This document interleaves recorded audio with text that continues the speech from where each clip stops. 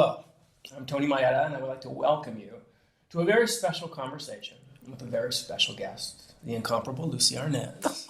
Lucie, thank you so much for being here. You're welcome. We're going to talk about a series which is very special to so many Lucie fans out there. Of course, the first season of The Lucie Show. And it's special for you, I believe, for a professional reason. Did you make your professional TV debut on the series? I did. I was 11, I think, if memory serves, and I had a couple lines. I played Cynthia. Cynthia, and I was a soda jerk. Most people make their professional debuts in community theater. Summer Stock, when you're making your debut on the #1 rated comedy on television. At our house, this was community theater. This was family theater, you know, and the family worked over there. And if you were a shoemaker or a plumber and you had a design to sort of maybe go into that business, maybe your shoemaker father or your plumber uncle might take you to work one day and give you something to do, you know, and that was sort of their way of giving me something to do. Let's give her that, see if she's... Is that something you wanted to do? Did you push for that? I was 11. Who knew? You didn't know? What I wanted to do. I wanted to date Ralph Hart. That's what I wanted to do. I didn't know what date was, but I knew that I wanted to be with Ralph Hart. We heard some rumors about that. Oh, good kisser. He was such a good kisser. Oh my gosh. For a 12-year-old. Later on, compared to other people, maybe not so much, but at 12, under the bleachers. Good to know. Fabulous. Yeah, so I did that job, and then I got a little bit older, and in the next season or so, I got a chance to do a couple more as Cynthia. See, Candy Moore played my mother's daughter on that show, and I was playing her friend. I was a girlfriend of Candy's, who was, Chris was her name. If I look at that now, I get hysterical, because I had long hair, and I pulled my hair back into a ponytail. I remember when I had cut-off bangs, like really sharp like that. And I remember looking at myself in the mirror in the makeup room just before I went on, and I thought, oh, I look like 16. I looked like 7, you know. Well, they did have you playing older quite a bit when you were on there. I mean, you were 11. Because what 11-year-old would be working in a soda That's true. I guess there'd be some shop. problems there, wasn't there? Yeah. Do you remember that first week filming? I know you were. I know I'm putting you to the test. You were 10, 11. But do you remember? What the atmosphere was like? Was there a lot of excitement in the air? You know, I wish I could say that I remember that. I somewhere in my brain, I just remember being really nervous. You know, because I had to catch the sodas. They had a big, long soda counter, and she slid the sodas all the way down, and I had to catch them and put them on the tray, and that's all I thought about all week was not dropping the soda. Well, you knew your props. Which was a big we rehearsed. Yes, I knew my props. I rehearsed with my props. Made sure the glasses were not, you know, wet. Yes. So it would have been really bad. You worked with them. And I had to carry the sodas over on the tray and do my little lines and it was a small part, but I did it right. I did it well. What was it like to go to work with Mom and then work with Mom? Was she Mom on the set, or was there a definite change and she was the boss? You know, she was the boss at home too, so it was more like the boss at home, and then I went, oh, this is that's why she's like this at home, because this is what she does. This is her job. This is what she does. Now I feel comfortable when I'm at home, because I realize that's who she is. Both, you know, she was a taskmaster and a perfectionist and always right. So it wasn't, you know, if you're going to have somebody be a taskmaster and make you do things, at least make them be right. And she didn't, you know what, I think it was good though, because she didn't want it to ever seem like I gave this kid something to do and she's just going to be able to come in here and fool around. She made sure that whenever Desi and I were on the show, we gave us little parts that we were really, you know, professional. Doing something, yes. Yeah, and it was fun. It was really fun. The whole family on that set was always just so much fun. You made a return appearance as Cynthia. Lucie is a chaperone. I did. That was really fun. I do, yeah. It was a whole group of kids, and Viv and Lucie had to chaperone them all, Candy and all her friends. And I remember that they had all these really famous kids, like teenagers who were famous in that day. Eddie Hodges, who was the original kid in Music Man on Broadway, and Don Grady. Yes. Don Grady, oh yeah, he was like the big hunk. And they shot right next door. I remember that. That's why it was cool having him on that. And and then that same week that we did that, I had this running gag in the show, which was very Valley Girl. Look at even just doing that now. I think it's before there were Valley Girls. She was going, "No phone, I'll die. I'll really die. Oh, no phone, I'll die. I'll really die." You know, it was like, it's stupid. So we had a Jell-O commercial that Vivian and Candy Moore and I did that week. And I shot my first commercial that week for Jell-O pudding and pie filling. And somehow they worked that line into it. Something about no Jell-O pudding and pie filling, I'll die. I'll really die. Do you get any residuals from those? I never got paid. See, that's the downside of being family. When it's your person. family business. Just use the kids. They're here. That's exactly it. I didn't get paid. I don't get residuals. It's great schooling, you know, and why not? No. Why not? Well, I can think of a million reasons why not, Well, listen, actually. if it's Now, a family business, you know. think of all the really great actresses that studied really hard and were starving in Hollywood, sitting there going, good, fine. She got that part. That was a very specific school you were at, though. I mean, It was. Very, very good training. It was very, very good training. I had to unlearn a lot of stuff later on because not everything is like a 3-camera film shoot. Sure. You know, it isn't always that you can't move while you talk. You know, so don't walk on the line. You know, that's not always true in other businesses. No, so you break those habits. But it was great training, and the best training was the people that we worked with, the other guest stars. First of all, my mother's there, and Vivian Vance is there. Hello, Gail Gordon. They're like the 3 best actor people, comedy, and believable. So believable all the time that if you didn't do what they were doing, you know, it would be very obvious very quickly that you're being fake. So you're setting the bar very high when you work with those people. Well, let me ask you. You bring up Vivian Vance and Gail Gordon, and of course, one of the reasons this season is so special to Lucie fans is the great interplay between Lucy Carmichael and Vivian Bagley, between your mother and Vivian Vance. Obviously, it's almost like a continuation of I Love Lucy. Yeah. And I know that Vivian Vance was a great mentor of yours. If that's the right word. Can you tell us a little bit about what Vivian inspired in you and what Vivian suggested or counseled you with? Viv knew that I really enjoyed theater. I mean, for me, working on my mother's show was just more theater. But when I would go home, I had a little stage in my backyard, and I always was putting on plays. I never really thought about going into film. I wasn't where my heart was at somehow. I mean, my mother's show was filmed, but it felt like a theater piece to me. We rehearsed it, and we had a studio audience, and we did it from beginning to end. We didn't stop and do things out of context like they do in movies and one-camera shows, you know. And when I picked my high school, because it had a great theater department, and Vivian just always encouraged me to keep doing that so that I could go there one day. And even later, when we were on the Here's Lucy show, that's really when she began mentoring me, not just the Lucy show. But she would guest star on the Here's Lucy show from time to time, and she would come and say, so what do you do on your hiatuses? You know, are you getting back to the theater? And I went, well, no, they're only, you know, 4 weeks, something like that. I usually just go on vacation somewhere. She goes, girl, I said, don't you get typecast as some sitcom performer all your life and never be able to get back on the stage. I thought, what are you talking about? I mean, you're you know, Ethel Mertz. Yeah. Oh. You're Ethel Mertz. You're Ethel Mertz, like for your whole life. I get it. I see. And she came from the theater. You know, Vivian came from doing dramatic parts as well as comedy parts. I found her doing Voice of the Turtle in San Diego. And she was absolutely right. So I did immediately, you know, started auditioning for summer stock and got into the theater again. And your mother relied a lot on Vivian's instincts, didn't she? Especially once your dad was off the series. Isn't her theatrical instinct something that your mother respected greatly? Absolutely. Well, she always said, you know, you could throw anything at Viv and she'd, you know, hit it right back out of the park. And always, again, just very believably, you know, you never saw Vivian playing for the joke, always. She always played the straight, well, she was supposed to be a straight man to my mother's comedy, but in comedy, everybody's a straight man. If you do it right. None of it is, you know, ha ha ha, here comes the joke. Good comedy. Yeah, good comedy. It's not like that. Yes. And Viv was just brilliant about that. You watch her, you learn everything, you know. Between the two of them, that's it. That's school. Wow. When your father was executive producer, what was the atmosphere like on the set, if you remember, if you were there that first season? Can you get any kind of feeling about it? I have a feeling it was loving family type relationship. Your stepfather was there too as well, wasn't he?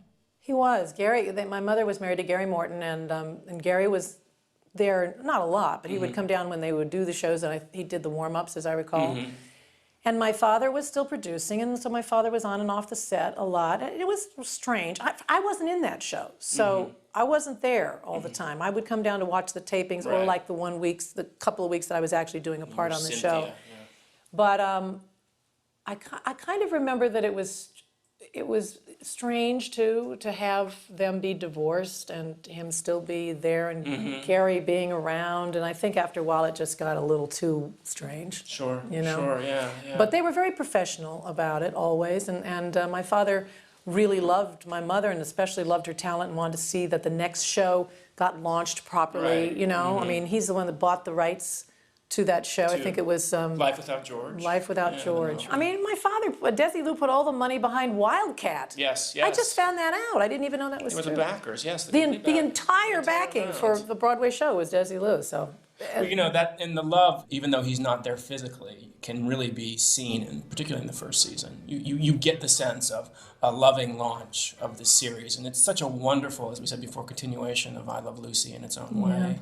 And then when you later on appeared in the later episodes, and then of course you were with your mother as a supporting actress in Here's Lucy later on. Right. What was it like to go to work every day? I mean, she was your boss. She was the head. Oh my God, I just loved it. It was the best job ever.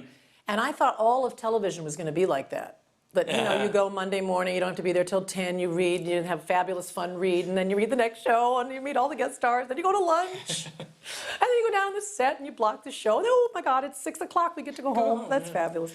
And then the next day you come in, and you know, you do a little blocking, and you get up on your feet, and the 6 o'clock time to go. Wednesday, same thing, cameras, and dress rehearsal, you go home. Thursday, cameras, dress rehearsal, big audience comes in, you do the show, they have a band, they play, they music, you take bows, everybody laughing.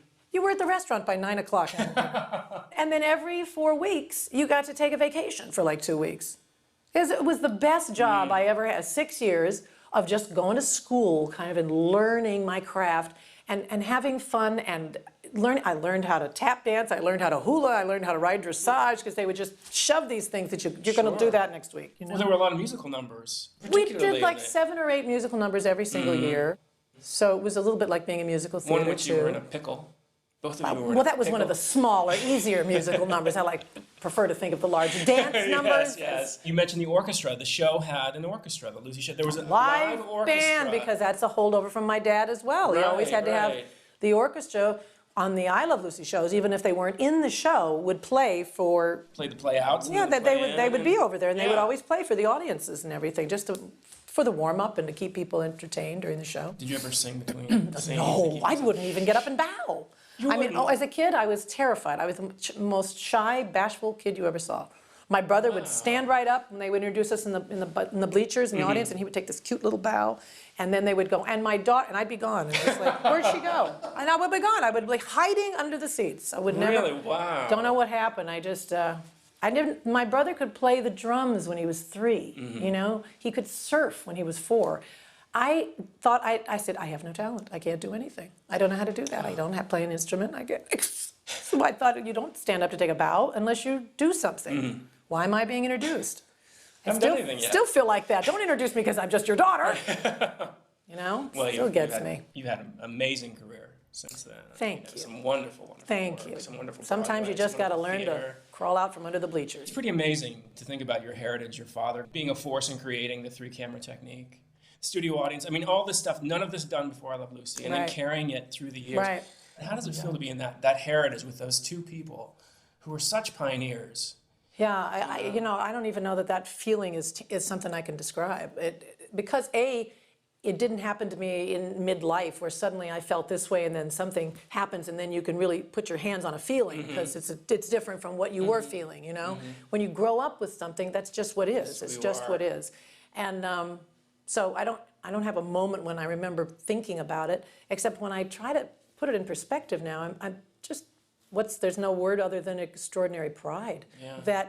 That he was smart enough to say, I don't know, let's figure out how to do this. It's like, I don't know all the answers, but I know the right people to ask, you know, and I'm a good leader, and I'm smart, and I'm gonna ask all the right questions, and I'm tenacious, and I have a good sense of humor, and I'm charming, I'm a good diplomat. They don't have to have all the answers. They just have to know how to organize things and make sure that you get where you need to go. And have the people around them. And he hired the best people. He just hired great people.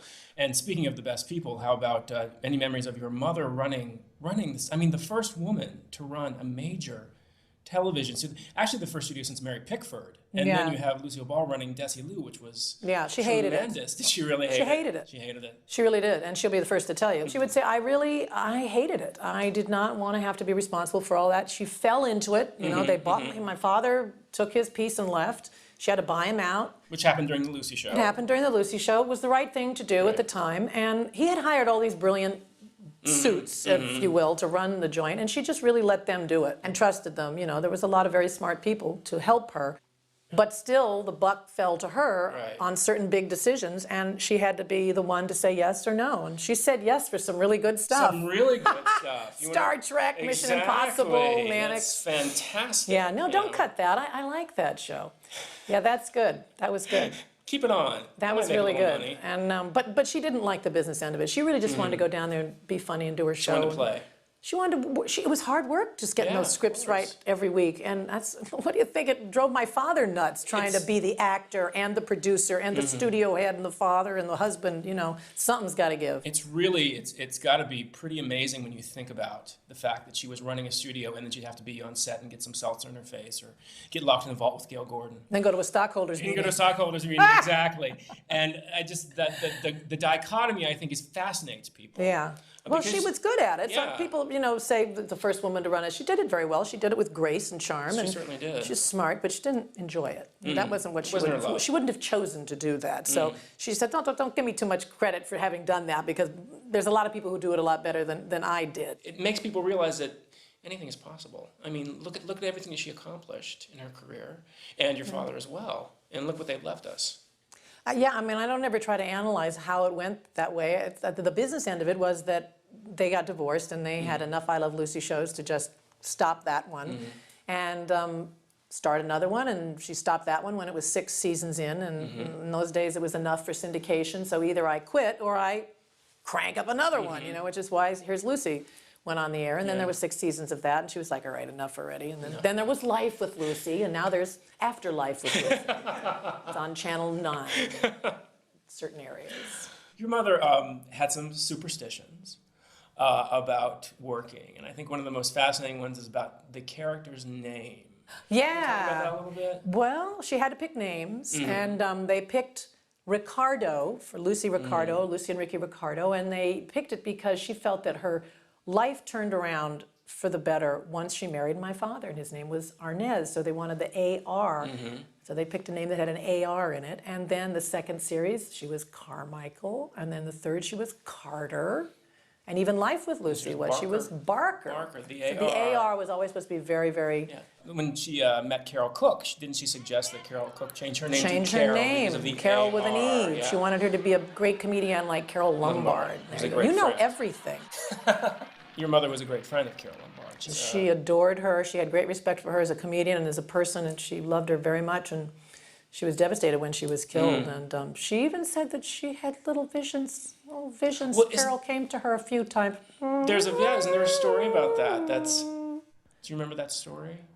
Just that she told her to go for it for television. amazing. That For I Love she Lucy. didn't know whether to, leave movies and go into this new little medium of television because it was like tacky. Don't do that. Your career will be over. She went, what career? I'm Queen of the Bees. And that Carol Lombard appeared to her in a dream and said, go for it, kid, something like that. And that's why she did it. I know I am, and I know everybody out there watching this is very grateful that your mother had that dream. That's and, right. Made her make the leap into I Love Lucy and the Lucy Show, which we're talking about right now. And here's Lucy. So thank you so too. much. You're absolutely welcome. For this. Thanks, This has Tony. been a great experience for me. It's fun. It's fun to remember all those fun good. shows. It's a good time.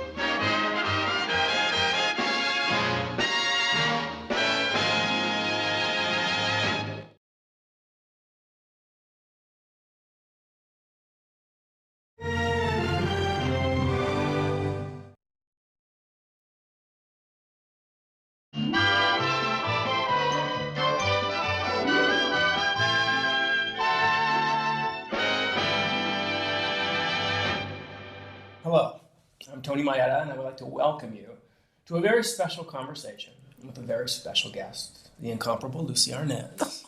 Lucie, thank you so much for being here. You're welcome. We're going to talk about a series which is very special to so many Lucie fans out there, of course, the first season of The Lucie Show.